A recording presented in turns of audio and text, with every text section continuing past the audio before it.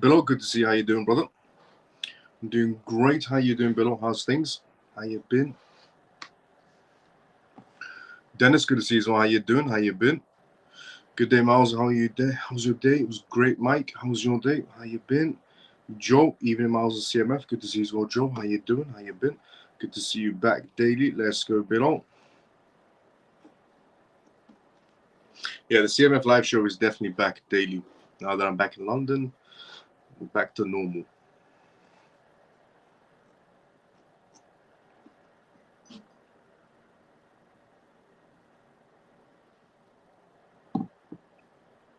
XRP news? Yes, we do have XRP news, but I'm going to leave it until the end of the live show. But yes, we definitely do have XRP news, something that was released from Ripple themselves. Now, we're going to go. I'll do a gist of what we're going to talk about in tonight's live show. And by that time, everyone's pretty much tuned in. After the gist and after the disclaimer for the first part of the live show. Welcome home, Susie. Good to see you as well. How you doing? How you been?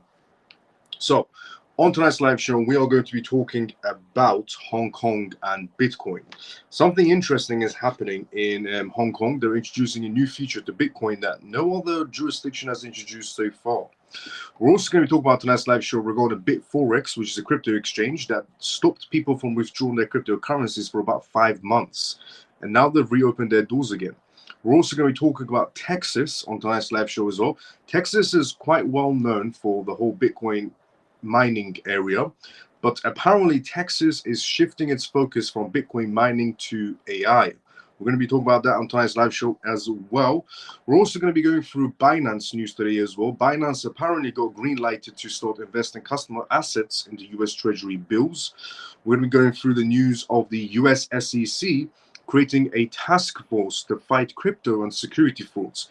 Apparently, Gary Gensler has been doing such a great job of, essentially regulating the crypto space. He decided to create his own task force to enforce more, apparently. We're also going to be talking about tonight's live show regarding Telegram and the TON project as well. Big things are coming to Telegram in terms of crypto, in terms of blockchain in general and Web3 through TON.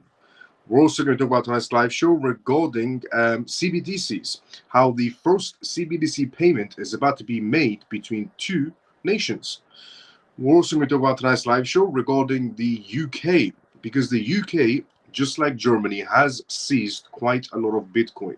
Now, there's some rumors going around that the UK could be selling off some of their Bitcoin the same way Germany did. It's just a rumor for now, but yes, the UK does hold quite a bit of Bitcoin as well. We'll go through that perspective and news as well. And we're going to be talking about tonight's live show regarding BlackRock as well, regarding their tokenization fund. So if you didn't know, a while ago, I revealed to everyone that BlackRock has a tokenization fund by the name of Build. It's doing quite well for itself. We're going to be essentially going through the figures of how well it's doing and who's involved from the blockchain sector. We're also going to talk about on tonight's live show regarding Putin. Yesterday, I revealed that Russia is focusing more on CBDCs rather than Bitcoin mining, because the whole Bitcoin mining situation is not doing too well in Russia due to electrical problems. However, the news also comes out today that Russia is going to be spearheading their CBDC pilots. And we're going to be going through regarding the So right now, around the whole world, there's an issue going on regarding Microsoft Windows computers and so on, but there's a massive outage happening. We're also going to be going through why this massive outage is happening now and what could possibly be next, which is something that nobody's talking about. Everybody's right now focused on the wrong side of this whole outage situation. Now, reveal what I mean when we get to that news. I'm also going to be talking about Ripple on tonight's live show as well. Ripple has ironically released a new document on their own website today, out of all days. The same day we're having an outage is the same day Ripple decides to essentially release something quite interesting on their own website.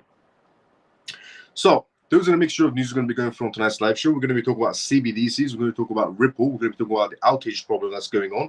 We're also going to be talking about different, essentially, jurisdictions out there regarding their own matters and how far they're getting in CBDCs. We're going to talk about BlackRock on tonight's live show as well regarding tokenizations. So quite a mixture of news, exchange news, SEC news to go through as well. And yeah, but the first news we're going to go through on tonight's live show is regarding Hong Kong and Bitcoin, and something new they're introducing that Genuinely, no other jurisdiction so far has introduced. So before we go through the Hong Kong and Bitcoin news, which is the first news we're going to go from tonight's live show, we're going to be talking about the disclaimer of tonight's live show, as always, which is not financial advice, not political advice, and whatever I say is only for entertainment purpose. This is the CMF live show. Every single night you can tune into this live show. I talk about cryptocurrencies, I talk about AI, I talk about CBDCs, politics, everything that plays in together for a digital future that's headed our way. But as I said, everything that I say is not financial advice and it's not political advice, and everything pretty much that I say is for entertainment purposes only. So welcome to the CMF live show if you're watching this for the first time ever. And if you're regular, let's go CMF. The first news we're going to go from tonight's live show is we're going to Hong Kong and Bitcoin. But before we do that, let's go inside the comment section first. So, Evening Miles of CMF, Manny, good to see you as well. How you doing? How you been? When do you think the case ends? This year is pretty much the final date. It cannot go past this year anymore.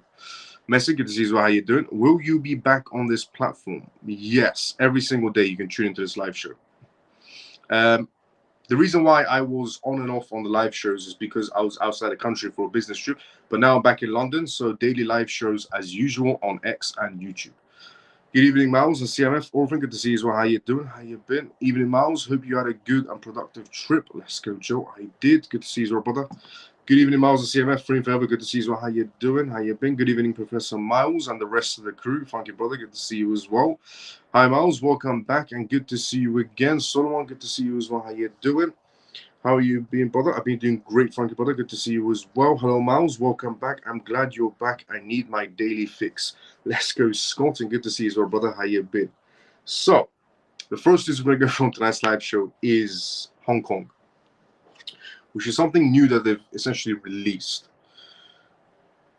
So, a first Bitcoin in Hong Kong, the mirror of China. The Hong Kong Stock Exchange is set to launch Asia's first Bitcoin inverse product called CSOP, Bitcoin Future Dailies, -1x, inverse product 7376 Hong Kong.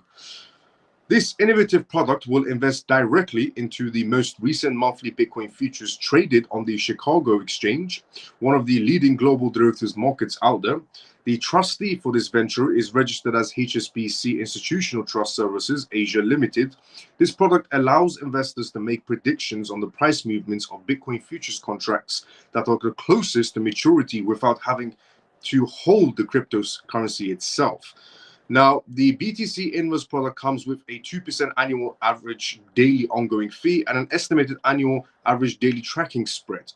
Now, if you want to know what is an inverse BTC, well, an inverse BTC, essentially Bitcoin ETF, is a financial product that provides returns that are the opposite to its underlying asset Bitcoin.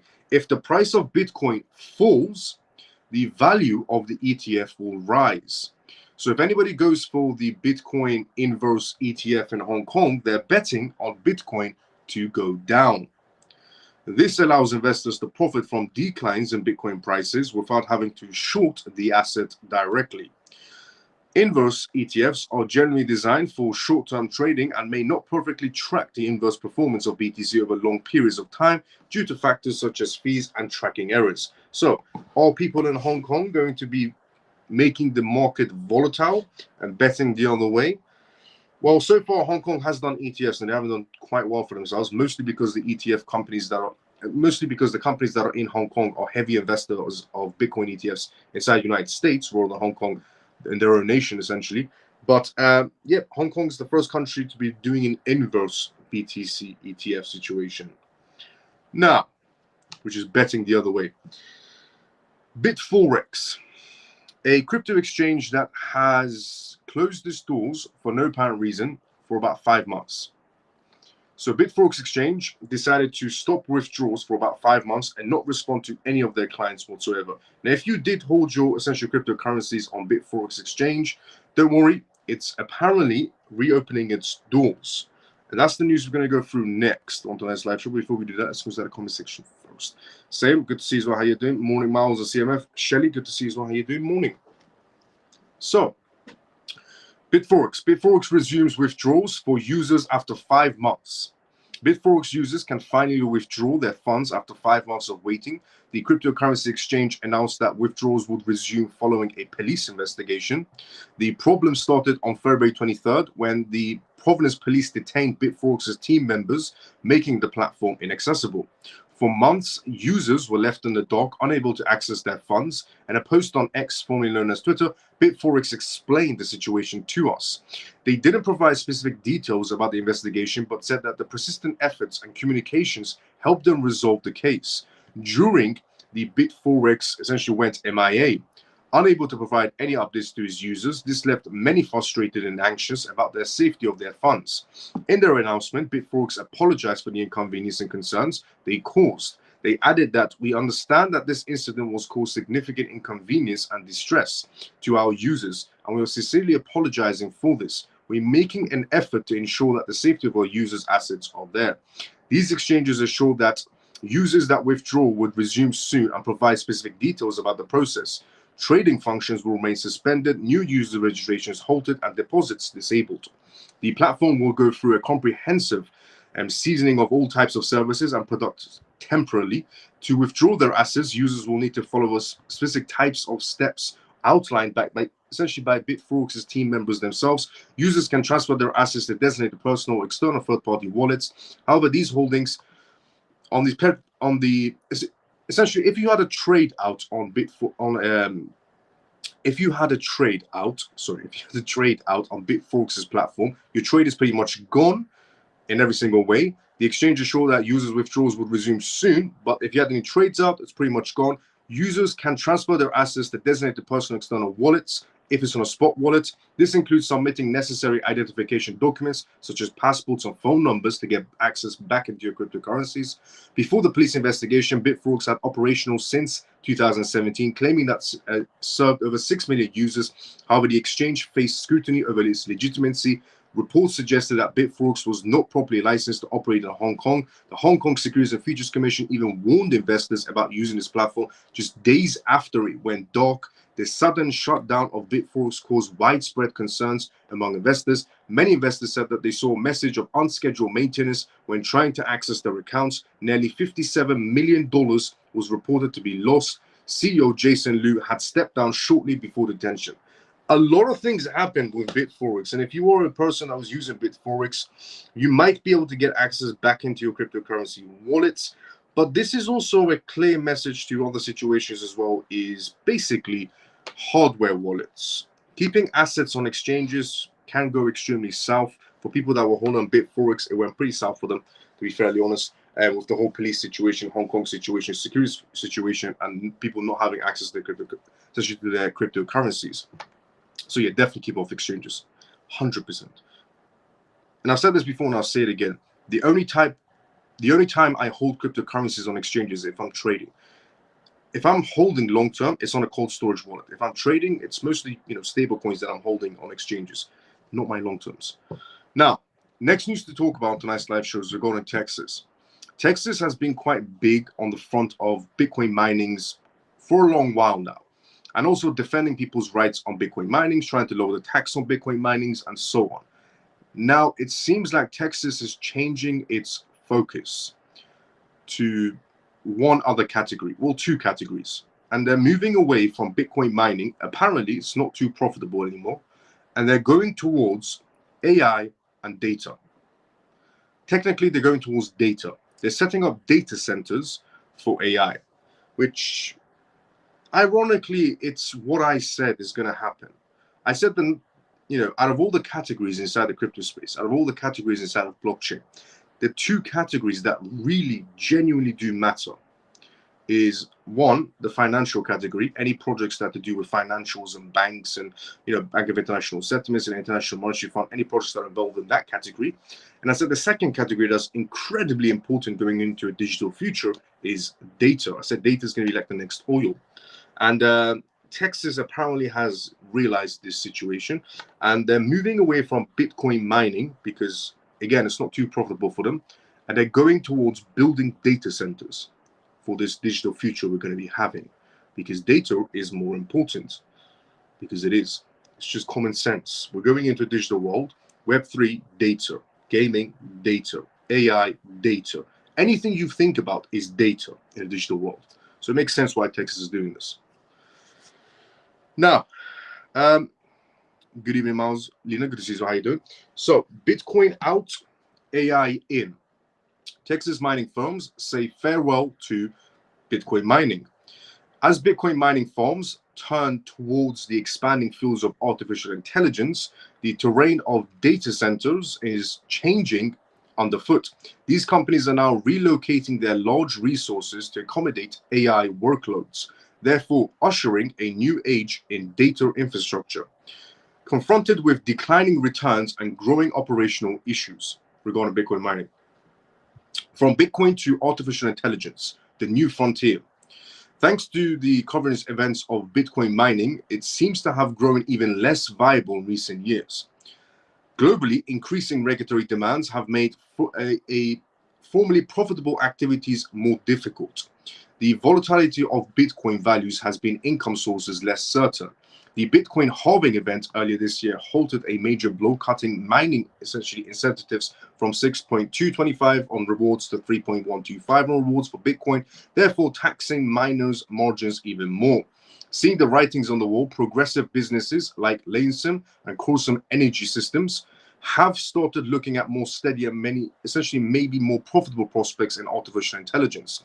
These companies are using their knowledge of energy management and high-density data centers to build customized facilities meant for artificial intelligence demands. Recently, Lithium Associates also revealed a novel multi-billion-dollar, essentially alliance to create a 200 megawatt data center close to Alabama, Texas.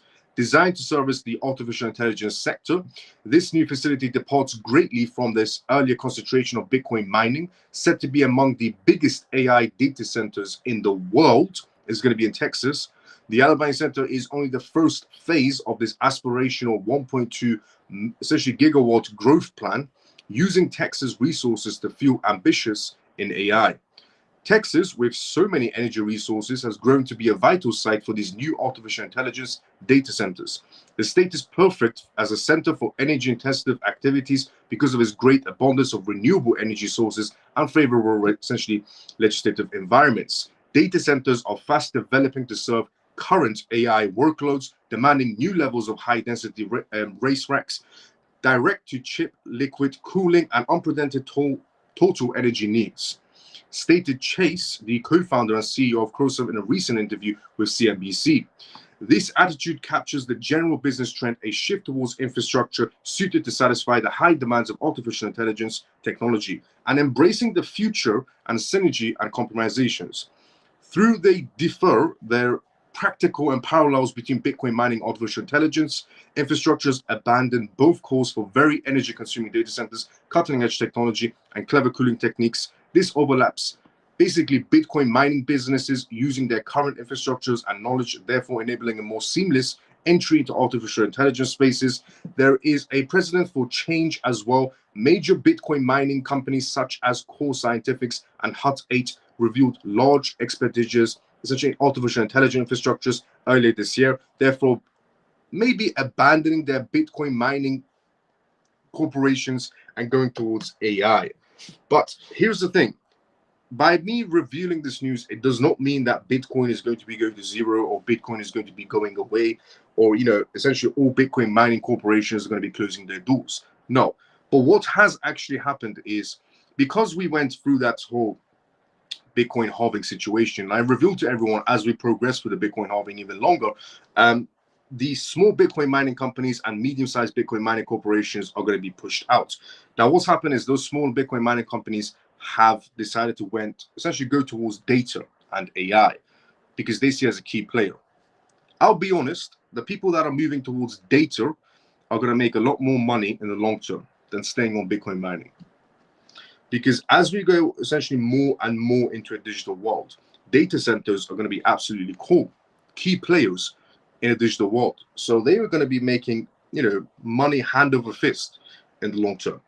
So smart move from Texas, be genuinely honest. Now, Binance, and it's going to be the biggest essentially data center in the entire world, which is massive. $1 billion deal, multi-billion-dollar deal. Now, Binance gets green lighted to invest customer assets in US Treasury bills is the next news we're going to go from tonight's live show. But before we do that, let's go to the comment section first. Good evening, Miles. Good evening, Miles and CMF. Bullet XLP, good to see you. How you doing? Lena, good to see you. How you doing? Denise, good to see you. How you doing? How you been? Now, as revealed previously, Binance is pretty much in control. The United States is pretty much controlling Binance with their two new CEOs because of CZ being out of the picture. Essentially, they're World Economic Forum CEOs from normal Binance and Binance US. And because of that, Binance has now got green lighted to invest customer assets in US Treasury bills. Do you know what's interesting about that? Is that Binance in the past, if they invested customer assets, it would be seen as fraud. However, if Binance wants to invest customer assets in US Treasury bills, it's green lighted. On July 19th, essentially, a United States court gave Binance the approval to invest customer funds into US Treasury bills. According to the order handed down by the United States District Court for District of Columbia, Binance will be able to invest certain customer funds through a third-party investor manager, as long as Binance ensures the funds are not being invested back into the company or any of its related entities, because they don't want an FTX situation. Now, the court ordered such an order that Binance must produce data outlining any costs associated with maintaining the custodians of the US Treasury investments in its monthly reports, detailing its business expenses and operations. The court approval of allowing Binance to invest customer funds into US Treasury bills foreshadows cryptocurrency's potential role of essentially shoring up demands for aligning US dollars in the face of de-dollarization efforts by the BRICS nations. More specifically, collateralized stablecoins have been floated as a way to potentially extend US dollar dominance by decades through buying and holding US debt instruments, thereby offsetting some of the massive inflations brought by the years of quantitative easings, poor monetary policies, and reckless fiscal policies. Former United States Speaker of the House Paul Ryan also touched on the subject as well, on how stablecoins can alleviate the debt crisis and allow the US dollar to remain competitive in the global trade markets. Ryan pointed out to the significant demand of dollar-pegged stablecoins generating for the US dollar and the US debt instruments while back value of the fiat equivalent tokens. Others like Alex, the Chief Strategy Officer of Human Rights Foundation, believe that the dollar-pegged stablecoins only perpetuate the broken fiat-centric systems that this decentralizations of digital dollars are meant to supplement. So, Binance is going to be now investing essentially people's funds into US Treasury bills. It does really show how far Binance has got. And they're deep within the United States. Is that a bad thing? No. It just means that they have a very prospering future ahead of themselves. Because if a court has greenlighted Binance to start investing into US Treasury bills, and Binance having a CEO that's from the World Economic Forum, and for Binance USA also from the World Economic Forum, and more government entities in Binance than any other company out there in the world, Binance has a very prospering future. Very prospering future. Which also means BNB also has a very prospering future ahead of itself as well. So if you are in BNB, it's got a good future aligned for itself. Now, the next news to go from tonight's live show is regarding the SEC and Gary Gensler. He's decided to create a task force because apparently Gary Gensler has done such a great job regulating the crypto market space. He's decided to create a task force to fight crypto, in his own words, to fight crypto and securities fraud, is what Gary Gensler is doing. Gary Gensler has pretty much lost any major case inside the courts. Any major case, they pretty much lost. They lost against Binance. The CFTC one, essentially, CFTC was the one that closed the case on Binance, but the SEC lost against Binance. They lost against Ripple. They lost against Coinbase. They lost against Kraken. And they also lied in a case of DebitBox. And after all of those losses and all those lies, they decided to create a task force and use more taxpayers' money for no apparent reason. But we're going to go through exactly what they're going to do and how it's going to affect the crypto markets. But before we do that, let's start the comment section first. So, hello, Miles. Sorry I joined late. What's the IT outage? Is it a message of the importance of cash and CBDCs is not the solution? I didn't know what happened exactly. What's your thoughts? Regarding my thoughts on the whole outage situation, I've left that to the end of the live show because I have something else to read as a part 2 of that.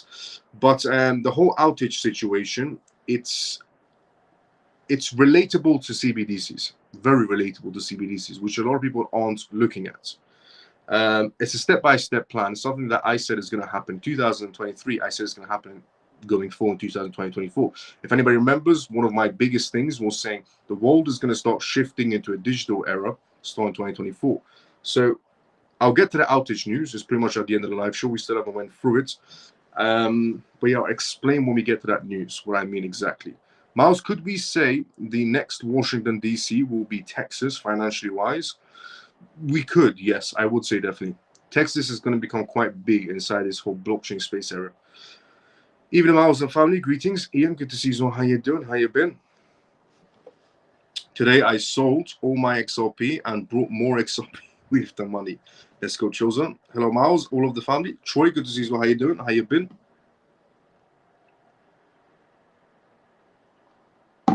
Apologies, everyone.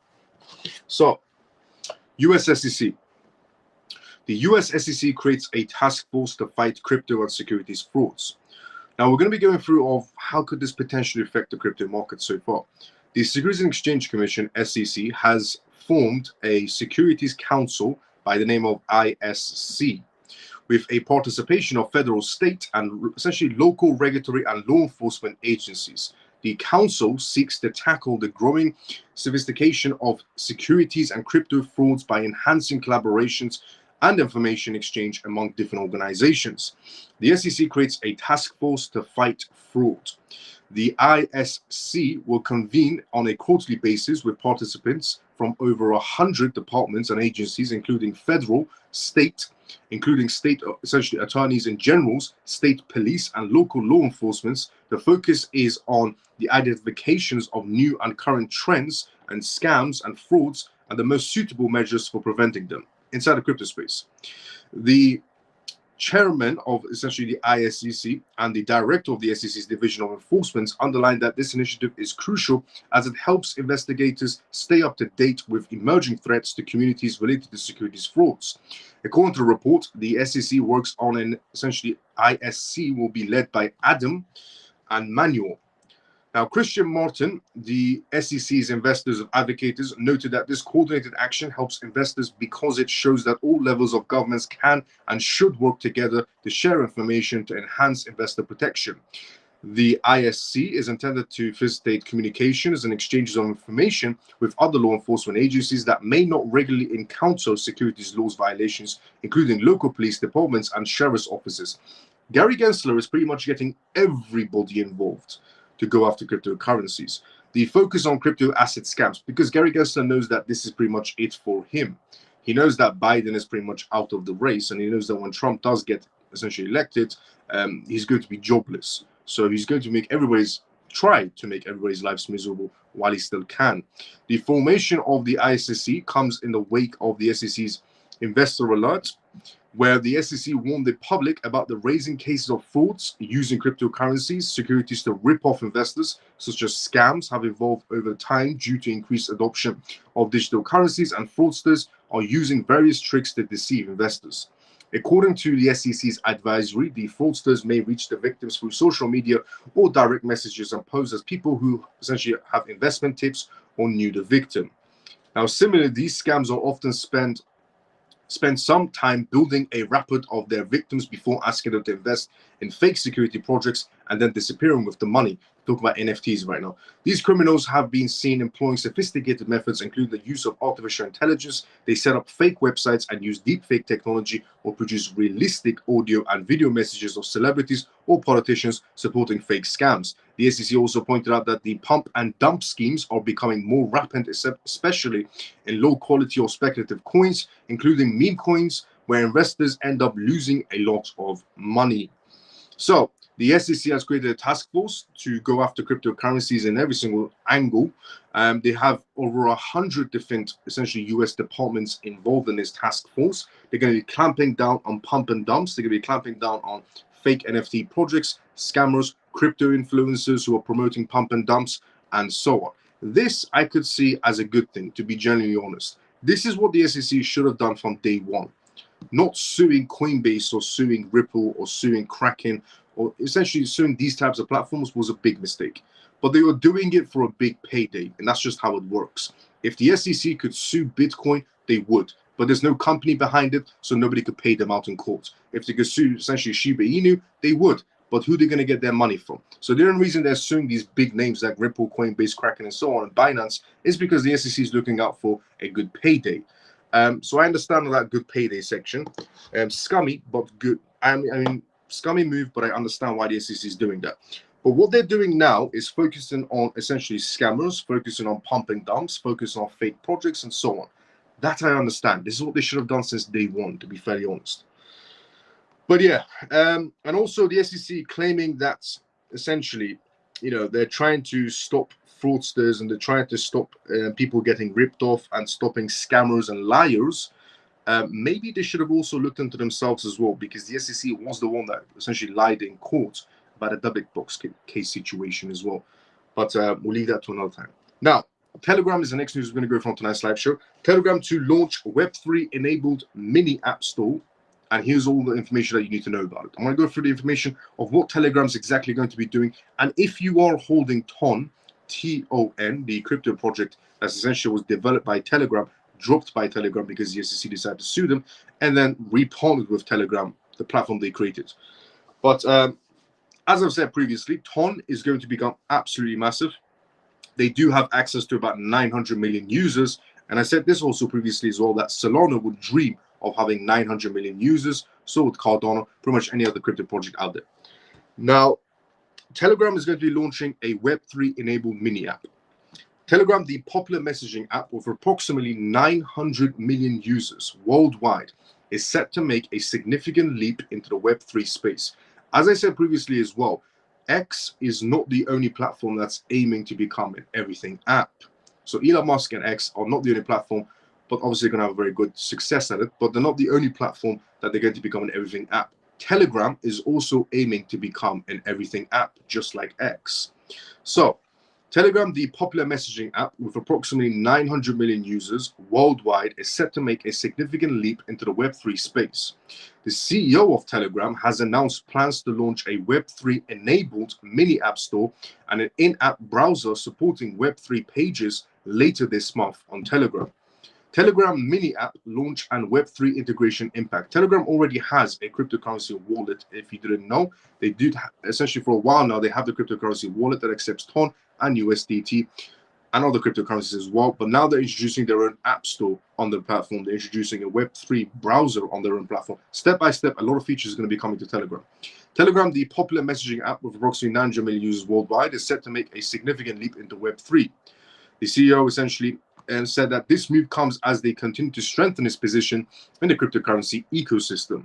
The platform has already seen success with blockchain-based initiatives, practically tap-to-earn games utilizing the TON blockchain. These games have attracted tens of millions of users, with the Notcoin game alone helping onboard over 1 million wallets to TON network during its token generation event. Essentially, the CEO of Telegram also emphasized the importance of 2024 for blockchain adoption, stating that 2024 will go down in history as the year when hundreds of millions of people became familiar with blockchain. As I said previously, 2024 is when the world starts shifting into a digital era. I said this in 2023, going into 2024. And then now we have essentially the CEO of Telegram saying 2024 will go down in history as the year when hundreds of millions of people became familiar with blockchain. We're proud that Telegram is at the epicenter of this social transformation that's happening. In addition to expanding its Web3 capabilities, they plan to enhance security measures. The app will soon display registration dates and principal countries for public accounts, similar to Instagram. Furthermore, they plan to allow organizations to issue labels for channels through their own, essentially, mini apps, creating a decentralized marketplace for third-party verifications. TON blockchain growth and ecosystem developments. The TON blockchain has experienced substantial growth recently. Its total value locked so far has more than doubled since May, surpassing $760 million of value locked in. The network's native token, Toncoin, has also seen impressive price appreciations, more than tripling in value since the beginning of the year. I talked about TON when it was first released. essentially when the doors opened for Ton, I was the first person to talk about it. To further develop its ecosystem, the Ton Foundation has launched a startup accelerator program called Triangle. This initiative, in partnership with Sign and 1inch, aims to foster growth within the Telegram and Ton ecosystem. The program brings together key players in the blockchain space, including the popular game Notecoin, demonstrating its concentrated efforts to expand and strengthen the Ton network's essentially presence on the broader cryptocurrency landscape. This is absolutely amazing. We're going to Ton. Honestly, Ton is going to be climbing that ladder incredibly quick. I'll be honest, I've said this previously and I'll say it again. Ton will be doing quite well for itself. 900 million users is what Telegram has. Ton doesn't have that 900 million users yet, but it has access to 900 million users. Telegram is only going to be using Ton, and that is it. Anything else is going to be on the Ton network. So they do have access to Ethereum, but it's through the Ton network. People could have access to Bitcoin, but it's through the Ton network. Anything that happens on Telegram is going to be through the Ton network. 900 million users. And basically, Telegram is going to become an everything app. So honestly, Ton's future is incredible, incredibly bright. Now, the next news we're going to go through on tonight's live show is the world's first ever, pretty much, CBDC payments happening. Kazakhstan is going to be paying essentially for its rail lines to China using programmable CBDCs. So the first ever payments in CBDCs is going to be happening through Kazakhstan and China. They're going to be paying each other CBDCs. Now, Kazakhstan is going to get rail lines from China, and China is going to be paid in CBDCs from Kazakhstan. But this is essentially the first ever cross-border payments happening in CBDCs. Now, before we go through that, let's go through the comment section first. Here we go. Luke, we were here. Dale, good to see you as well. How you doing? How you been? Is it too late to buy into Ton miles? Is it too late to buy into Ton? No. If Ton has a price drop, I could let everybody know inside a Telegram group if Ton does a price drop. But no, I wouldn't say it's too late to buy Ton, because Telegram's just getting started. You know, Telegram recently introduced their wallet. Now they're going to be introducing a mini app store. By the time they develop all their apps and so on, so no, I wouldn't say it's too late in any sort of a way. If you're looking for long-term prospect, long-term profits, it's definitely not too late. Short-term profits, maybe, but long-term profits, definitely not too late. Hi, Miles and CMF. Stormy, good to see you. How you doing? How you been? But yeah, long-term is good to go. Short-term profits, not so much. Yes, please. I've been waiting for a job, but it doesn't seem to be happening. Yeah, that's probably because of Telegram. Telegram's trying to keep the price of Ton afloat. But yes, Shelly, I will definitely let you know, and I'll let everybody else know inside the CMF when Ton does price drops on the Telegram group. I'll let everybody know. But yeah, I understand regarding, so far Ton's been keeping his price quite stable. Now, I believe Gary Gensler's position is to help the institutions with time to gain financial position. Seriously, no government could be this ridiculous.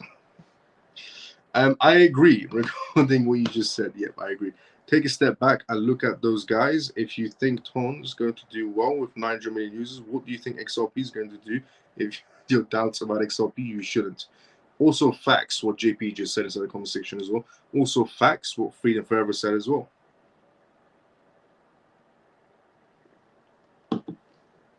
JP, fair point, and Freedom Forever as well. Honestly. Now, Kazakhstan pays for rail lines to China using programmable CBDCs. Kazakhstan has launched a pilot project to use its essentially digital attention central bank digital currency CBDC to pay for the construction of rail lines to China. The project uses a mocked or programmable digital attention to see that allocated funds reach its intended resident at the right time. The new project marks the beginning of the second phase of introduction of the CBDC. It will ensure transparency, targeted use of efficiency, and the National Bank of Kazakhstan, NBK, said in a statement. The government money spent as intended. Marking was implemented throughout the supply chain using the existing interferences of market participants in the usual format. The money was dispersed on the completion of the work. During the pilot launch of the digital tender platform, the money allocated to finance the project was marked. The marked digital tender is paid only to organizations that have fully fulfilled their required obligations. The marked CBDC was used to enlarge the rail lines between Monetary and the central of Kazakhstan from China on the border of China's across from Beijing. The line is on the Belt and Road Transit corridor intended to link China with the Western markets. Money from Kazakhstan's National Fund Sovereign Wealth Fund was also used in the project. The Kazakhstan government and the state anti-corruption agency plan to extend their projects to target expenditures in agriculture, construction, and social benefits, and central banks as well. Now, the Bank of Kazakhstan participated in the project, and other banks will be included in the project expands. The NBK said separate projects involving tax administrations, cross-border payments, and settlements in the field of digital assets are also planned. How smart is the CBDC? The first phase of digital tender pilot concluded in December. It encompassed a wide range of functions from providing free school launches to implementing cross-border payments on the SWIFT system. The Kazakhstan CBDC infrastructure has been integrated with BNB Smart Chain. The country is aiming for a full rollout of its CBDC in 2025. The MBK and People's Bank of China signed a memorandum of understanding on joint CBDC research on July 10th during China's president's state visit to Kazakhstan. Programmability through the use of smart contracts is a especially controversial feature of CBDCs for many Westerners who see it as an additional way for technology that could limit the public's free spendings. The advantages of programmability for consumer protection and preventing untainted use and essentially has been noted. In addition, programmability would enhance the functionalities of CBDCs in decentralized finance. So first ever payments in CBDCs between two different nations is about to happen between Kazakhstan and China. Cross-border CBDC payments is about to be happening through Kazakhstan and China. It's pretty much the first payments happening on goods and purchases. Now, one of the first is what I mean is because China and Dubai did cross-border payments together as well. But it's expanding, as what I would say right now, with essentially Kazakhstan paying for actual goods, not doing test payments, because China and Dubai did a test payment back together for cross-border payments, and it was successful. But Kazakhstan and China are actually doing something in terms of Kazakhstan is getting rail lines, China is getting paid for it. And this is cross-border payments actually happening, not test phase, real payments on cross-border payments of CBDCs. Now, the next news to talk about tonight's live show is regarding the UK. You see, Germany recently did sell-offs on some Bitcoins, which affected the market space quite a bit. Now, the UK also holds quite a lot of Bitcoin, around about $4 billion worth of Bitcoin. The UK, there's a rumor going around that Germany sold off some of its Bitcoin, and UK might be next on selling off some Bitcoin and creating a volatile space. Now, we're going to go through that news, but before we go through that, let's go start the comment section first. My AJX in KuCoin and my Ocean on Uphold is frozen. Can't sell it, can't transfer it either. Not sure what to do. Chillzone, contact essentially Uphold's customer service. Contact Uphold's customer service. This is due to the merger that was going to be happening. So contact their customer service on Uphold and see what's happening on the merger solution. And they should give you a step-by-step on what's actually happening. They should keep you informed of what's actually happening. But definitely contact their customer service and find out ASAP. Now, the next news to go from as I said, is the UK situation. So, potential UK Bitcoin sell-off mirrors Germany's move. Could impact global crypto markets. The UK government, led by newly appointed Chancellor Rachel Reeves, is reportedly considering selling off its Bitcoin holdings, valued at approximately £3.9 billion, which is more than 4-point-something billions. This recent action by the German government that resulted in a notable decline in Bitcoin's market price. Reeves, a former economist of the Bank of England, may use the proceeds from the sale to support her economic policies. The Bitcoin assets in questions were acquired by the UK government through legal seizures, including a major case against money launderer Jane. Initially valued at about £2 billion, these assets have been appreciated to their current value. Germany's recent sales of about 50,000 bitcoins, which caused a 15% decrease in Bitcoin's price, so essentially serves as a cautionary tale for the UK's potential sale. This historical precedent suggests that large-scale liquidations could simply impact Bitcoin's market price significantly. Analysts have raised concerns that selling these Bitcoins could introduce volatility to the market and depress Bitcoin's price. They suggest that Reeves could mitigate the potential negative impacts by easing the UK's strict cryptocurrency regulations. These regulatory adjustments could attract investors and demonstrate the government's support for innovation and technology instead of selling. As Reeves contemplates this sale, the cryptocurrency community and financial analysts are closely monitoring this situation. The management of these assets is crucial as it could provide a recurring source of funds for the government while influencing Bitcoin's market. So, is the UK going to be selling off their Bitcoins as well? Well, the Bank of England, essentially the previous Bank of England's Chancellor, who's in charge now, essentially, is thinking about selling it off. So high possibility that the UK could be selling it off. But here's the thing. I wouldn't say it's the outcome. I would say essentially consider it as a outcome. Definitely keep it as an outcome that the UK could potentially sell off their Bitcoins. It's about $4.something billion that they're going to be selling off. And they're not going to be selling it off in small amounts. It's going to be one instant sell-off, which could cause quite a bit of volatility. But again, it'll create a buying opportunity, not just for Bitcoin, but for the entire market space, to be fairly honest. Again, not financial advice in any sort of a way at all as well. But yeah, definitely consider it as an outcome, not the outcome, because the UK could change their minds. You never know. Now, the next news to talk about on tonight's live show is regarding BlackRock. And also, if you thought that you missed your chance of buying something quite cheap, well, if the UK does sell off some Bitcoin, it's going to cause a massive on the whole market space. So again, you're going to get sales happening inside the market space. So good news on that side. Now, BlackRock's Build tokenization fund is what we're going to talk about next. A while ago, BlackRock introduced their tokenization fund Build, and quite a few crypto projects did get involved in their Build tokenization fund. One of those projects being ONDO. And so far, BlackRock's fund has done quite well for tokenizations. And still, till this day, ONDO Finance is the #1 holder, which is quite impressive.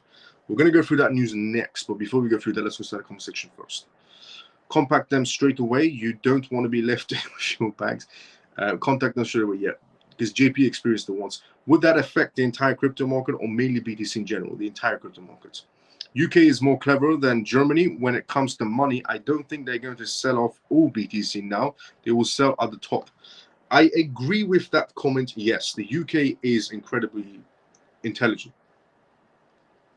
No doubt about it. The UK, government is incredibly intelligent and incredibly sleazy. So that happening, yes, I could see that happening. Selling at the top. Also, they could just sell off a little bit now as well. But again, it's just an outcome. It's not the outcome. Now, BlackRock. BlackRock's Build tokenization fund hits $500 million in assets under management. BlackRock's tokenized fund Build, BlackRock USD Institutional Digital Liquidity Fund, has amassed more than $500 million in assets under management in 3 months. That is incredible numbers, genuinely, for 3 months. The research report by DigGift, it shows that as of July 9th, 2024, the fund's assets under management reached about $502.8 million, held across 17 addresses. Build, issued on Ethereum blockchain as an ERC20 token, allows Web3 institutions to access real-world returns without navigating complex on- and off-ramps processes. BlackRock's collaboration with key Web3 players such as Securities, Circle, and ONDO Finance has been essentially instrumental in bringing this project to fruition. The Securities acting as a regulator, recognized transfer agent, enables the use of public blockchains as primary accounting tools for recording ownerships and transfers of issued assets. This partnership has effectively bridged the gap between traditional finance and the blockchain world. According to the report, Circle's involvement has further enhanced Build's utility by introducing a contract allowing real-time exchanges of Build for USDC. This feature provides token holders an unprecedented liquidity options, setting a new standard for tokenized funds. E102 Finance, currently the largest holder of Build tokens, has utilized this asset to create its own money market fund product called OUSG. This multi-layered approach allows stable, real-world returns to flow into the DeFi ecosystem, benefiting a broader range of investors. The success of Build is evident in its rapid growth. This growth trajectory suggests a strong institutional interest in tokenized financial products. However, the path to widespread adoption is not without its challenges. Regulatory hurdles and compliance issues remain significant obstacles, with most jurisdictions taking a conservative approach to asset tokenizations. Despite these challenges, initiatives by BlackRock and other financial giants are driving essentially attention to the efficiencies of chain interactions and encouraging the developments of new laws and standards. As the financial world continues to evolve, the success of Build and similar tokenized funds could pave the way for more traditional institutions to enter the DeFi space. So BlackRock is doing, again, incredibly well. They're doing incredibly well on their Bitcoin ETFs. They're going to be also doing incredibly well on their Ethereum ETFs, but they're also doing incredibly well on their tokenization fund. And still, till this day, the number one holder is E102 Finance, which genuinely is impressive for E102 Finance to still be the number one holder. It also shows that if they do continue this, they're going to have a very prospering future. So if you are holding E102 Finance, the CEO of E102 Finance is doing great moves, to be fairly honest. Great news. Now, the next news we're going to talk about tonight's live show is Putin. Putin is going to be spearheading CBDCs in Russia.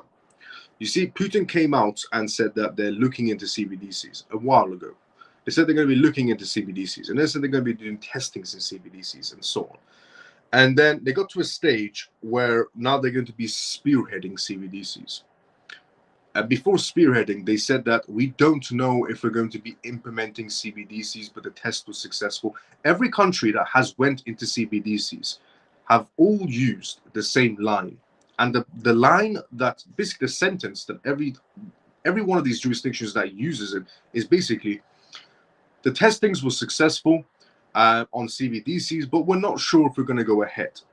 But we're going to spend more money, time on research, which never made any sort of sense. If you don't want to continue something, you don't spend more money and time on it, which means they're talking out of their essentially ARSE. Now, Putin is going to be spearheading CBDCs. During a meeting on the economic issues earlier this week, Vladimir Putin essentially seemed keen for Russia's central bank digital currency CBDC pilots to accelerate, according to Russian news agencies TASS. And again, Russia was one of those countries that said, we're not sure if we're going to go with CBDCs, but the testings were great and we might spend more money, time on research and so on, but we're not sure if we're going to go ahead. I was the guy saying, no, they're definitely going to go ahead. They're just lying to you. That's what they do. Not just Russia, any country. But now, during a meeting of economic issues earlier this week, Vladimir Putin seemed keen for central bank Russia's CBDCs pilots to accelerate. Now we need to take the next step, is what Vladimir Putin said, namely to move to a broader, full-scale implementation of the digital route in the economy, in an economy activity, and in the field of finance, he said. The digital route trials started, essentially in August last year after months of delays of waiting for support and legislations. The first wave of tests involved a dozen banks, with a second wave due to start essentially in September, with 19 additional banks, including the Russia's largest bank, Sber.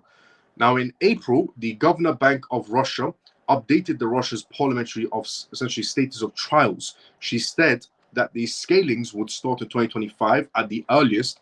On the timings of wider adoptions, she said, in our opinion, this will take 5 to 7 years. This will be a natural process because the choice of people themselves and the business's fundamentals, it should be convenient for them. CBDCs are not going to be taking 5 to 7 years to be fully implemented for everybody to be using them. This is all lies. Again, they've already started, phasing out cash in COVID times until now. Everything that happens in this world is a step-by-step process for something else to happen. It's all planned. So this ideology of them keep on lying and saying 5 to 7 years is going to take, it's not going to take 5 to 7 years for CBDCs to be implemented. It's going to be a lot more quicker than you think. Digital assets that sidestep sanctions. Both a CBDC and digital assets are potential alternatives for cross-border payments tools in the face of sanctions following Russia's invasions of Ukraine. Vladimir Putin also talked about the digital assets as well. Also, the section on the part where essentially she's talking about that, the reason why CBDCs, so CBDCs are going to be spearheaded, but the reason why CBDCs are going to be taking a long time to be fully implemented is because it's people's choice to use CBDCs and businesses' choice to use CBDCs, and that is why it's going to take a long time. There's no choice involved. The option is just an illusion. Okay, CBDCs are going to be forced upon you, and I've said and essentially explained how easy it is to brainwash people to use CBDCs. It's not that difficult. The majority of the people on this planet are thick, so it's incredibly easy to essentially implement CBDCs more than you think. Now, it is important for Russia to seize the moment, as they say, to create the legal framework and regulations in a timely manner, to develop infrastructures to create conditions for circulations of digital assets, both within the country and the relations with the foreign partners, he said. Russia already has a digital financial asset, DFA framework for tokenized assets, including commodities such as gold. The usage of DFA, such as a tokenized gold for payments, is banned.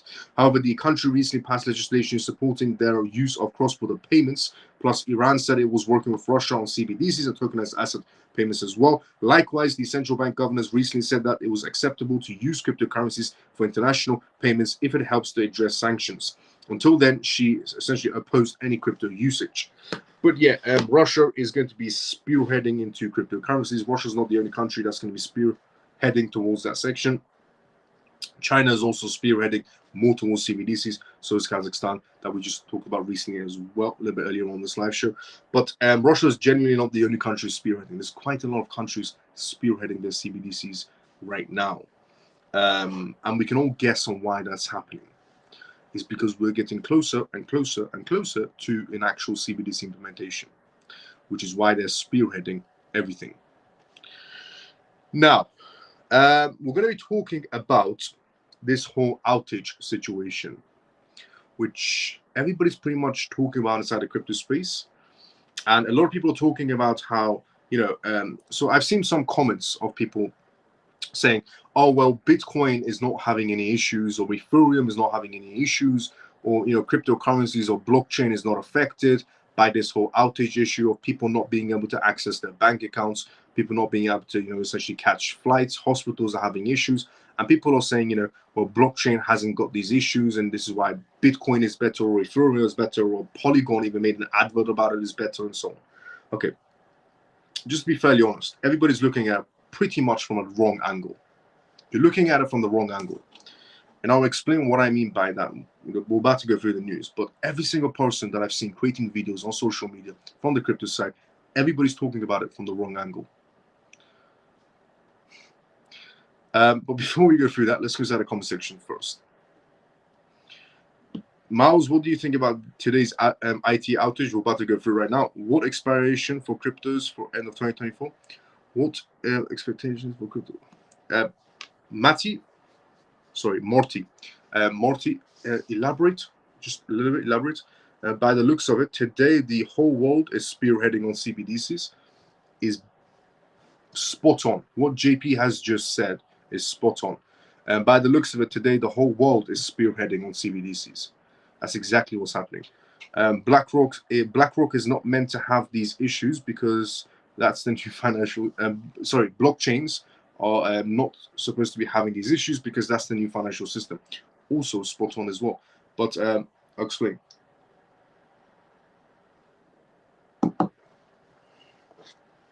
So, crypto communities react to Windows CrowdStrike outage as blockchains are unaffected. Many crypto community members noted that blockchain's decentralized nature allowed them to continue running despite widespread outages across the global economy. Members of the crypto community took to social media, expressing a feeling of triumph as blockchain networks like Bitcoin and Ethereum remained running one of the largest information technology outages in history. Despite the shutdown of many courts of law, healthcare providers, airlines, and other essential social services, users were still free to transact on crypto and blockchain networks. Former Bitcoin Core and Linux kernel developer Jeff noted that the contrast between widespread outages in centralized services while blockchains continue to run smoothly. In a post on social media platform X, he stated global IT outages, Linux, Bitcoin, and Ethereum unaffected. James Lope, the co-founder of Bitcoin's and multi-signature wallet service called Casa, also chimed in on the news. The massive infrastructure outages occurring globally right now are a stark example of why Bitcoin node software does not automatically update. Loop stated that adding that an auto update introduces a systematic risk. Pro-crypto Senator Cynthia Luminis also noted that blockchains remained up and running. Do you know what form of cryptocurrency hasn't been affected by widespread cyber outages? She asked, theoretically, answering Bitcoin. Luminis ended her post with virus and numerous, a Latin essentially phrase that means strengthen in numbers, apparently referring to the thousands of validators and nodes that validate Bitcoin transactions. Some community members emphasized the role of Windows operating systems in outages, claiming that one of the strengths of blockchain is that they typically run on multiple operating systems. Dr. Kao, the developer of Bitcoin wallet Cashew, remained users that Bitcoin founder Satoshi Nakamoto had originally urged against developing a Linux client, while attempting to do a Linux port auto run might give us a 300% more nodes, while Linux might give us 3% more. He quoted Satoshi as saying, Bitcoin core developers Peter Toad responded to Kali's post as well, stating that Satoshi was just wrong on this. The bigger market was nerds running Linux. According to the Forbes report, the outage was caused by flawed automatic updates sent out to all devices running CrowdStrike for Windows. CrowdStrike is a cybersecurity program that attempts to detect and prevent exploits against IT systems. The Mac and Linux versions of CrowdStrikes were unaffected by the update. Okay, every single person in that I just read out from Cynthia Lumis. Cynthia Lumis is just a distraction, to be fairly honest. But every other person inside the crypto space right now praising blockchain technology for not being affected by this outage is looking at it from the wrong, essentially is looking at it from a wrong perspective. Okay, what you need to understand is that this world is shifting into a digital era. Okay, everything that happens in this world is not an accident in any sort of a way. Okay, anything that happens on a large scale. Okay, if anything happens on a small scale where it doesn't attract too much attention, it happened by accident. Anything that happens on a large scale in this world and it affects everyone and it's all over the news, it's planned. Okay, nothing just happens by accident. So this whole outage situation that's happening is for a step-by-step progress that's basically in progress. You see, step one was basically shifting everybody away from cash. And that happened during COVID. Okay, step one was shifting everybody away from cash, phasing out cash, and the data is there to prove it. And step two was this, this whole Russia and Ukraine war to pump up the prices and blame everything on Russia and Putin and say, well, houses are going up in prices, it's Putin's fault. Oil and gas prices going up is Putin's fault. So everything happens in step-by-step plan. Step one, COVID. Everybody essentially starts phasing away from cash. The data is there to prove it. 80 to 90% of people are using essentially mobile banking or Apple Pay, Samsung Pay, or Google Pay straight after COVID. 80 to 90% of people. And cash is getting phased out. And it started essentially from COVID. Then the Russia and Ukraine war happened to essentially bump up the prices and blame everything on Putin. And then the third war that happened, it was just a massive distraction. Oddly enough, a lot of people did die, but it is just a massive distraction. Now, this whole crowd situation that's happening, okay, only Windows is affected. Just to put it in perspective, in the 2024 World Economic Forum, the Princess of Dutch essentially came out and said that she and Bill Gates and the Bill Gates Melinda Foundation have been working on CBDC wallets for about 10 years. Bill Gates, Microsoft, has been working essentially with many developers for about 10 years developing CBDC wallets.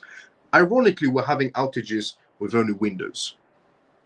CrowdStrike apparently is only having infections with Windows, not the Apple users and so on. but just Windows. The same guy that's creating CBDC wallets, the same guy that's been developing for about 10 years, the same guy that was talking about on the World Economic Forum.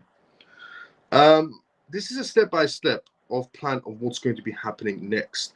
Everybody's looking at it as, oh, blockchain is not affected. We're on the good side. The old system is bad. Blockchain is better, and so on. Blockchain, if you're on blockchain, you're not going against the system in any sort of a way. You're part of the system, okay?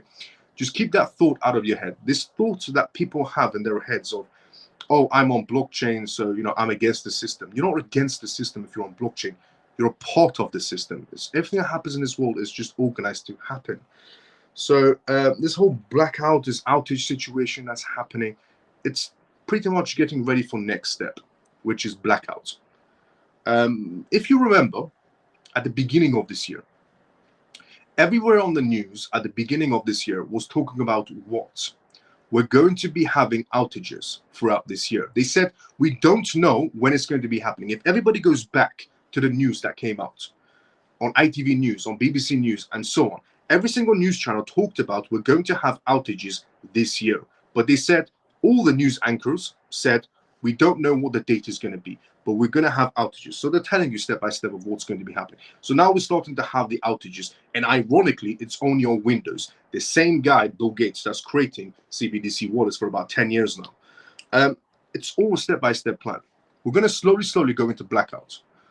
Slowly, not instantly go into blackout. No, slowly go into blackouts. More and more and more. Things will come back online and then go offline again, back online and offline again. The next time it goes offline, it will actually go offline for a while. And if we do go in a blackout type of situation where people can't access their mobile bankings, let's just say, people can't access their mobile bankings, which some people can't right now.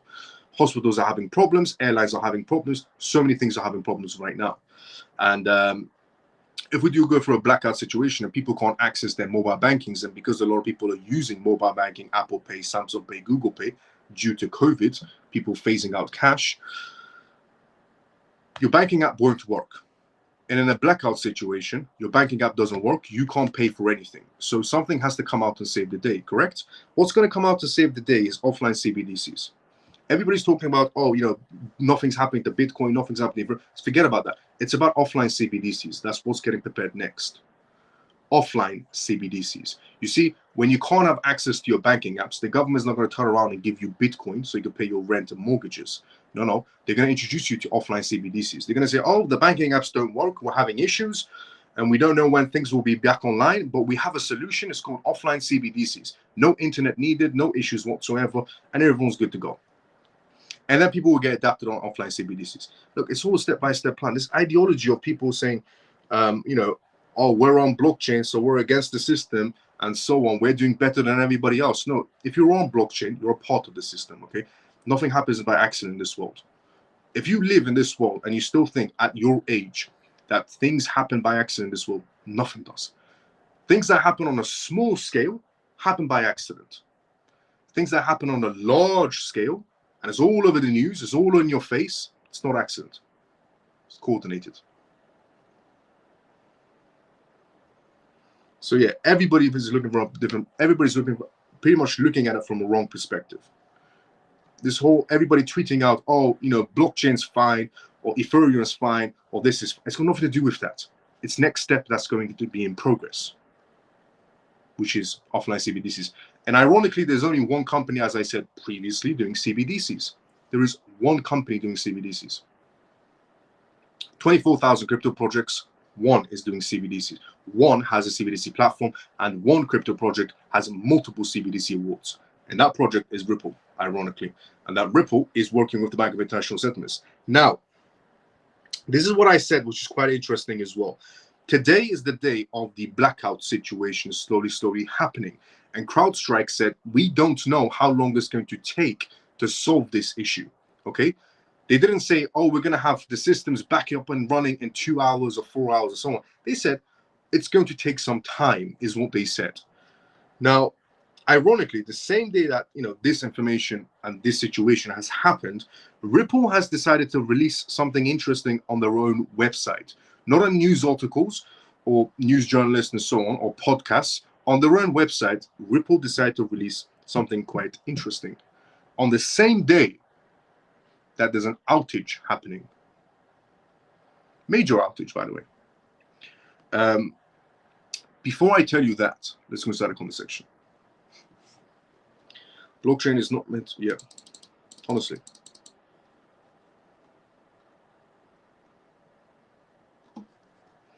Store of value, BTC. What most people don't know, CBDCs can still work even with low power, even if the power goes up, pretty much. Hi, what to do with render in wallets? Put it on, essentially, Binance is going to be doing the exchange for you regarding render, if I'm not mistaken. Planting the seed, pretty much exactly what JP's pretty much summed it up in one sentence. Planting the seed is what's happening right now. Facts. Yes, I remember. I've been waiting for it. More to come. Flights have been cancelled as well. This happened, mind you, not as widespread. Here in Canada, we had some outages last year with Rogers not available. ATMs using Rogers Canada's wide. Last summer, also around July. Even though I was on CMF, sorry I'm late. Jason, good to see you. How you doing? Don't worry about it. So, as I said, it's going to be slow progress regarding that matter of the outage situation. It's not going to be instant outage. At one stage, it will be instant outage, but it's going to be slow outage. It's in progress, is what JP pretty much said, is planting the seed. What's up with render? They're going for a merger situation. Merger situation regarding render. So if you are holding on exchanges, they'll do them for yourself. If you're holding in wallets, check on render's own X page regarding the whole name situation. But they're doing a merger situation. So if you're holding on an exchange like Binance or Crypto.com or MEXC, they're going to make the transfer for you themselves. Now, this is what Ripple released on their own website today. So after reading you the CBDC news, after reading you the outage news and CBDC news, here is what Ripple released. Out of all days today, on their own website, building the future of financial infrastructure and blockchain and digital assets. Ripple was founded on the conviction that blockchain would become the global financial infrastructure of the future, enabling more affordable financial services for more people and businesses around the world. Early on, we bet on the promise of institutional DeFi to create a better and more fair financial system. But at that time, crypto and blockchain largely lacked the infrastructure, liquidity, trust, and regulatory clarity it needed for widespread institutional adoption. To put it into perspective, the price of Bitcoin was less than $20. Ethereum didn't even exist yet, and there were only a handful of exchanges with a few $1 million in a volume in a year. Fast forward 10 plus years, and the first BTC and Ethereum spot ETFs have been approved in the US. BlackRock launched its first tokenized fund issued on public blockchains. The EU is rolling out a comprehensive crypto rules with the MiCA, and financial institutions and payment companies like Fidelity, IOTA, Impeto, Stripe, and PayPal are making it easy for their customers to trade and hold the use of crypto assets. It goes without saying that the crypto market has come a long way as the broader acceptance of crypto. As the industry and market continue to mature, Ripple has evolved into a parallel to address the opportunity in front of us. Having worked with financial institutions for many years, we've validated blockchain promises of faster, lower cost, and more reliable financial services in schools. But they need simple, trusted, reliable digital asset infrastructures to integrate blockchain into their businesses. Just as there are key components to running an internet-based business, storage, compute, networking, etc., institutions need an on and off ramps, custody, and liquidity. With these core essentially elements, those buildings of the financial services of the future can create, store, trade, and more value around the world to solve today's real and accurate problems, and imagine and invent tomorrow's possibilities. Evolving Ripple's product suite. The first use case we tackled with cross-border payments. Again, for everybody that for some oddly reason still says till this day, Ripple will not, it's Ripple, it's not XRP and so on. I've never understood those morons that says Ripple's not XRP, it's XRP, it's not Ripple. It's the same thing. This is Ripple's own website, by the way. It says, and this was released today, on the outage situation. So evolving Ripple's product suite. The first use case we tackled was cross-border payments, leveraging the XRP ledger and its native digital asset XRP to move value seamlessly. Again, for all those morons that still to this day, for some odd reason, say it's Ripple, it's not XRP, it's XRP, it's not Ripple, it's the same thing. And Ripple does use XRP. Said on their own website today, again. So they've been leveraging on the XRP ledger and its native token digital asset XRP to move value seamlessly. XRP Ledger's out-of-the-box capabilities, speed, low cost, and transparency and scalability make it ideal for addressing the challenges inherent in legacy, essentially in its financial systems. Payments served as a perfect entry point, given its clear pain points, high fees, and slow transfer times lack the transparency and high error rates. Built on decades of old technology, is basically called out SWIFT. Today, our cross-border payment solution, Ripple Payments, has near global coverage with 80+ payout markets, which represents more than 90% coverage of the daily FX markets, processing more than $50 billion in volume. While we continue to view payments as a first killer application and most proven for crypto, Ripple offers more than payments today. We provide financial institutions with simple, secure, and compliant digital asset infrastructures, which meaningfully improves how those customers create, store, trade, and more value. A significant step in making this future a reality was the acquisition of Metico in 2023, a digital asset custody technology provider serving as a tier 1 banks across the globe, including BBVA Switzerland, HSBC Bank, Societe Generale, Forge, and more banks that are working with Metico. We are now better positioned than ever to deliver on the product roadmap for our customers globally, is what Ripple said on their own website. And moving forward, Metico will be known as Ripple Custody. Again, for all those morons for a while, inside the crypto space, they kept on saying Metico's not Ripple, Ripple's not Metico, two different companies. And I've explained to those morons, quite a lot, that when you acquire a new company, it's technically, under that company. It's not a new separate company. That's just how it works. The same way you get Volkswagen in a very simple manner, the same way you get Volkswagen who owns Audi and Audi owns Lamborghini. If you look under the hood, Lamborghini has Audi parts and has Volkswagen parts as well. That's just how it works when you own another company in the most simplest way. So with essentially Ripple coming out and clarifying quite a lot of things today out of all days, that Metico will slowly be known as Ripple Custody because it connects all the banks to Ripple. We're continuing to, and again, because every time Metico made a new partnership, the news comes out, Metico partners with HSBC. And people said, well, that's Metico. It's not Ripple that's partnering with HSBC. No. Metico is basically Ripple. That's just how it works in the business world.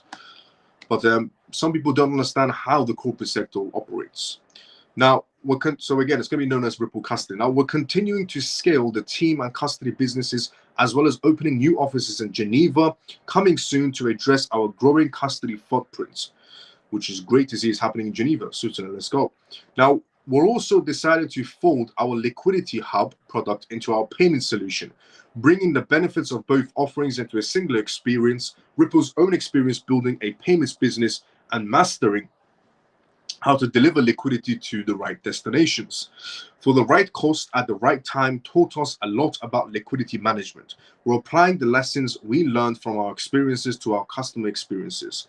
Bridging TradeFi and crypto, traditional finance and crypto. Earlier this year, we announced our intentions to launch a stablecoin called Ripple USD, RLUSD, on the XRP ledger and Ethereum blockchains. This is a milestone for Ripple's business and a significant next step in bridging the gap between traditional finance and crypto.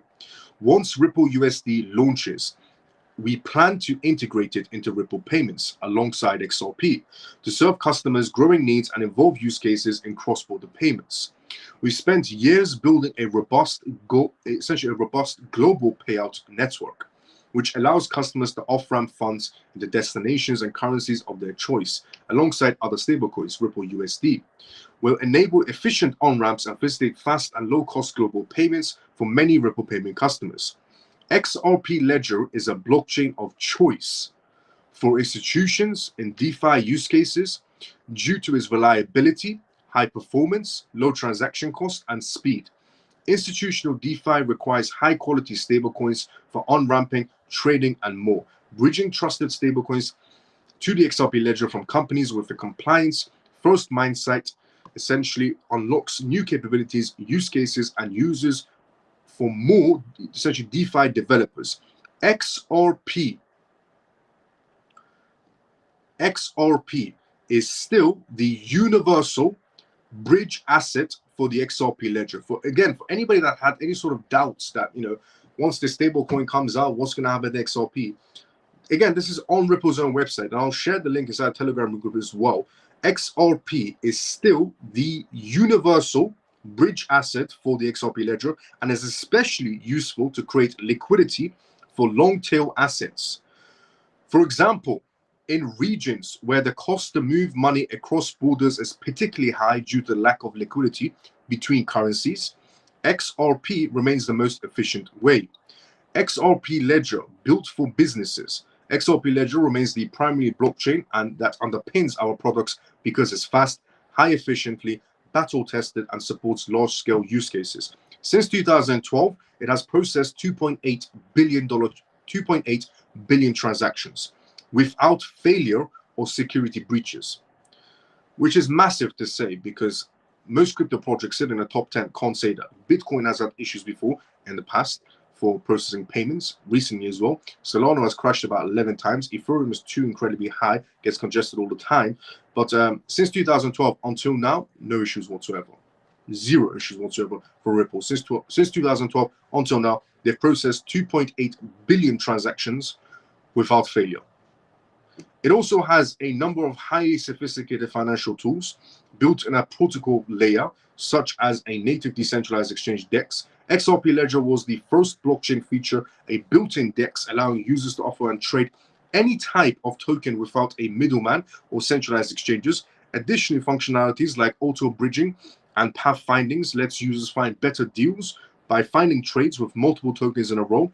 Ripple, alongside many projects like Zinix, Ostrich, Finance, and Credify, Sologenic, Archix, and more are building applications on top of the XRP Ledger to move Tradify to modern financial tools. Over time, we see opportunities to integrate more of the XRP Ledger's technically and financially sophisticated features directly into Ripple's business, bridging the benefits of decentralized finance to our customers around the world in secure and compliant fashion. Crypto building blocks for the enterprise. Ripple has proven its longevity by weathering the storms through every crypto bull and bear market cycle. Since day one, we have taken the long-term view and intentionally focused on working with financial institutions, regulators, and policymakers to transform the legacy system from inside out. As I've said previously, a lot of people want to compare, Chainlink partnered with Swift to Ripple. There's no comparison whatsoever. Ripple, since day one, worked alongside banks and financial institutions to develop themselves. Chainlink never did that. It's our ambition to be the #1 digital asset infrastructure provider. This is what Ripple's ambition is. It's our ambition to be the #1 digital asset infrastructure provider for financial services. All of this on Ripple's own website, it says. We envision being, it was released today as well, we envision being a one-stop shop for enterprises that want to be benefits of integrating blockchain into their businesses, but don't have the expertise, resources, or interest in building and maintaining the technology in-house, and therefore we are the easy choice. Ripple is one of the few players in the space uniquely positioned to essentially deliver a holistic digital asset infrastructure that bridges Tradify traditional finance and crypto through our years of experience living and working within both worlds.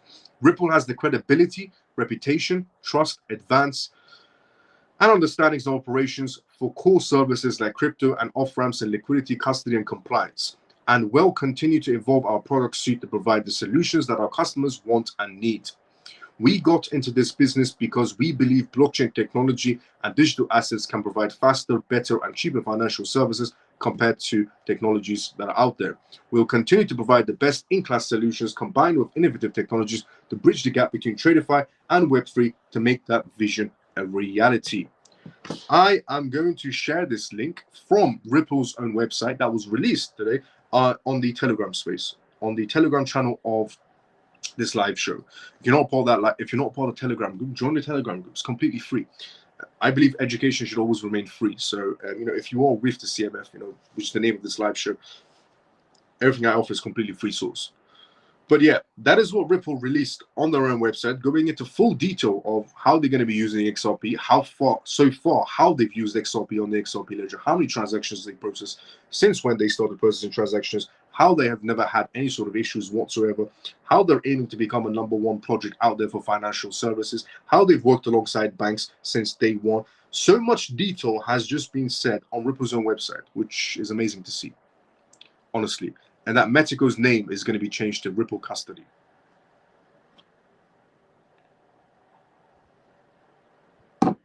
So, on the same day that we're having outage issues, quite a widespread outage issue, and these outage situations that are going to be happening are going to be happening a lot more often. This whole outage situation of that's happened today, regarding, ironically, only Windows, Microsoft, which is Bill Gates and CBDC wallets. We're going to have a lot more of these situations happening regarding outages. The more outages we have, and the longer the outage lasts, the closer we are getting to CBDCs. Genuinely. The longer the outage lasts, the closer we are getting to CBDCs. The more outages we have, the longer they last, is how close we're getting to CBDCs. And that is why you're getting quite a lot of countries coming out and saying, we're spearheading our CBDCs now. I wonder why they're spearheading their CBDCs now. So, if you're wondering what those outages were, it's got nothing to do with, people tweeting out Bitcoin is not having issues right now, or Ethereum is not having issues right now, and so on. It's got nothing to do with that, okay? And if you're in blockchain, you're not going against the system, you're a part of the system. If you still haven't figured that out by now, then why are you even in blockchain? But yeah, one project in CBDCs has a CBDC platform, 24,000 crypto projects. Only one of them has a CBDC platform. Only one of them is working with pretty much financial institutions out there. One of them is working with the Bank of International Settlements. Only one of them was working with the International Monetary Fund. Only one of them has actual CBDC awards. One of them has a CBDC platform. One of them is only using essentially their payment systems in a different country for CBDCs, and that is Ripple. And their token is XRP. And is Ripple using XRP? Yes. They've said this multiple times, but it's on their website again today. Couldn't be more obvious. And now we're having blackout situations, outage situations. Ironically, on Windows, Microsoft. Same guy, Bill Gates, that's creating CBDC wallets for over 10 years. Nothing's, honestly, anything that happens on a large scale in this world, not an accident. Coordinated. So stop being distracted with people tweeting out, oh, Bitcoin is not affected, Ethereum is not affected by this outage. It's got nothing to do with that. CBDCs are coming slowly. Offline CBDCs. Because when we do have an actual proper outage, where nobody's going to be having access to their bank accounts, what do you think is going to be saving the day? The government's going to go, oh, everybody's having issues with their bank accounts. We've created something. It's called offline CBDCs. You're good to go. And then people are going to get used to offline CBDCs. And then when the outage finishes and everybody comes out of the outage, people will still be using CBDCs, offline CBDCs or CBDCs in general, because they're afraid that the outage situation might come back. And if it does come back, if they're using CBDCs, they're perfectly fine. And because they phased out cash during COVID, the studies are there to prove it. When we do go through a blackout situation, a lot of people are very reliant on mobile banking, Apple Pay, Samsung Pay, Google Pay, and they don't have that much cash. Everything that happens in this world, it's coordinated. It's not a surprise. It's a surprise to you, but definitely not a surprise to the government. And if you think it's a surprise to everybody, I feel sorry for you. They are the same people that don't believe that everything is coordinated step by step to the T, pretty much. Problem, solution. Exactly, Ian. I said this in 2023, going to 2024, that they're going to be doing this whole scenario of, introducing it and so on. And I said the easiest way to do it is create a problem, introduce a solution. Problem, outage. Not this outage, okay? If you're thinking this is the outage, it's not the outage. This outage is going to go on and off, on and off, on and off, and then an actual outage is going to be happening. That's when CBDC start rolling out. But the easiest way to get everybody implemented quite quickly is create a problem, outage, create a solution, offline CBDCs. That's what's actually happening, not people tweeting out, oh, Bitcoin's not affected by this, or, you know, Ethereum's not affected by this, and thinking they're, you know, giving out smart remarks. You're a moron if you think it's about that. It's not nothing to do with that. Outage, outage, outage, outage, offline CBDCs.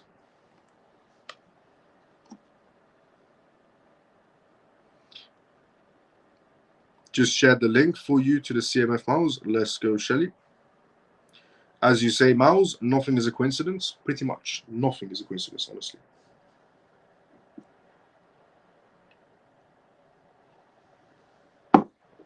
And we have reached the ending of this live show as well.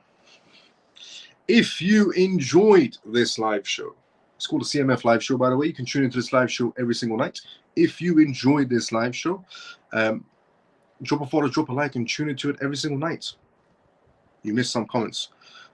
Whose comments did I miss?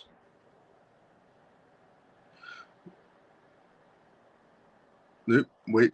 I missed some comments. Shelly is correct. I did miss some comments. There's quite a lot of comments, actually. But it looks like today is the whole business. Okay. Store of value, BTC. Yes, store of value, BTC. Blockchain is not meant to have these financial issues. I already read that. BTC store of value. Yes. What most people don't know is CBDCs can still work even if the power goes out, which is facts. In what render and wallets? What to do with render? Move. If you have render and wallets, leave them on exchanges for the merger to happen. Planting the seed. Yes, that's true. Pretty much. Yes, I remember. I've been waiting for it. More to come. Flights have been cancelled as well. This happened. Mind you, is not as well. Yep, in Canada. Yep, I read that as well. Evening Miles and CMF. Sorry, I'm late. Jason, good to see you. So how you doing? Creating a problem. Yep. What's up with render? They're doing a name change is what's going on. Problem and solution. Facts, Ian. And they are the same people that don't believe that everything is coordinated step by step to the T. Just shared the link to the CMF. Let's go, Shelly. As you say, Miles, nothing is coincidence. Facts. You missed some comments, and now I have nothing. This outage was just a trailer. Wait for the whole movie. Facts. Let's go, Funky Brother. At least 3 or 4 days outage. I'm not going to lose my bag on the exchange with outages happening, Miles. I'm running out of time with my phone acting up. Lena, yes. Lena, message me. Apologies, Lena. Lena, message me, and I'm going to help you step by step on moving your assets from to a cold storage wallet. I want to help you the step by step from crypto.com to Tangent wallets. Lena, just quickly send me a message on Telegram or on X, and I'm going to help you step by step. Apologies, Lena. Good morning, sir. Marius, good to see you. How you doing? Thank you, Miles, and good night, Mike. See you tomorrow, sometimes digital as well. Good night, everyone. See you tomorrow, Orphan. See you tomorrow, sometimes digital as well. And Lena, yes. Direct message me, and I'm going to help you step by step. Apologies, Lena. Now, if you enjoyed this live show, drop a follow, drop a like, and tune into it every single night. It's called the CMF Live Show. I talk about cryptocurrencies, recent news happening around the world, cryptocurrencies, CBDCs, politics, everything that you should know about going into a digital world. And yeah, if you enjoyed this live show, drop a follow, drop a like. If you watch us on X, drop a follow, drop a like. If you watch us on YouTube, subscribe and tune into it every single night. UK time, 11:25 p.m. You can tune into this live show on X Live, on YouTube Live, every single night. And we have a Telegram group as well. If you want to, you can join a Telegram group of this live show as well. Everybody inside the comment section is inside the Telegram group, and everybody's absolutely amazing. And just to give you a gist of what we talked about on tonight's live show, we talked about on tonight's live show regarding this whole outage situation. We talked about what's on Ripple's own website that was released today. We also talked about on tonight's live show regarding Putin spearheading CBDCs, and not just Putin or Russia spearheading CBDCs, quite a lot of nations spearheading CBDCs. We talked about BlackRock's iBuild fund tokenization on tonight's live show. We talked about the potential UK Bitcoin sell-off, like Germany selling off their Bitcoins. Is the UK going to be selling off their $4 billion worth of Bitcoin? We talked about CBDCs first ever cross-border payments happening between China and Kazakhstan. We talked about essentially Telegram launching a Web3 enabled mini app store as well. 900 million users. Ton is the only platform they're going to be using, the crypto project Ton. We also talked about the US SEC essentially creating a task force, Gary Gensler creating a task force to crack down on pump and dumps. We also talked about Binance getting a green light to invest customer assets in US Treasury bills. We talked about essentially Texas moving away from Bitcoin mining and going towards data infrastructure for AI mostly. We also talked about essentially BitForex opening their doors back up for anybody to get essentially access to their cryptocurrencies, the crypto exchange. We talked about Hong Kong and Bitcoin introducing the mirror of inverse as well. So if you enjoyed this live show, drop a vote, drop a like, and tune into it every single night.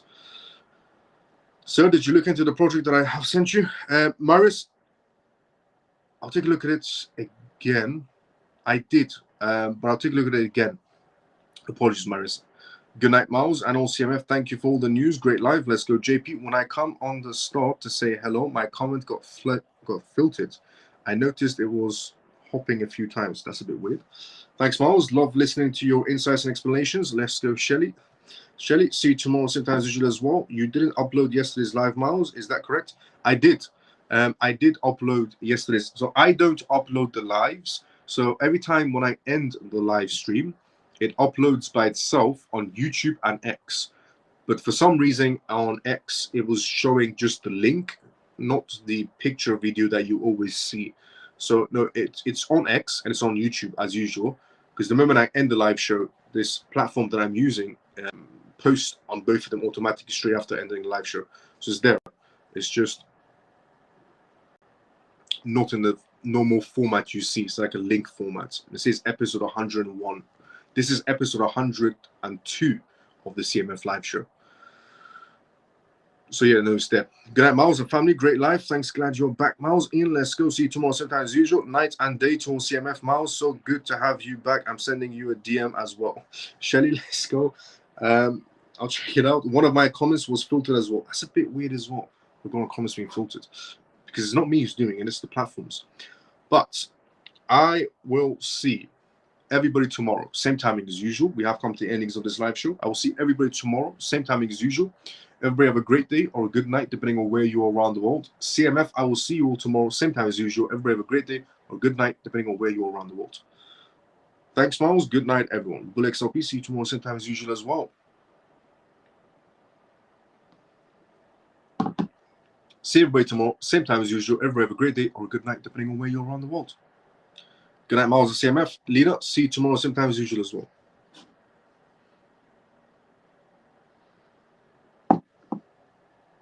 See you tomorrow, Leader, same time as usual. See everybody tomorrow, same time as usual.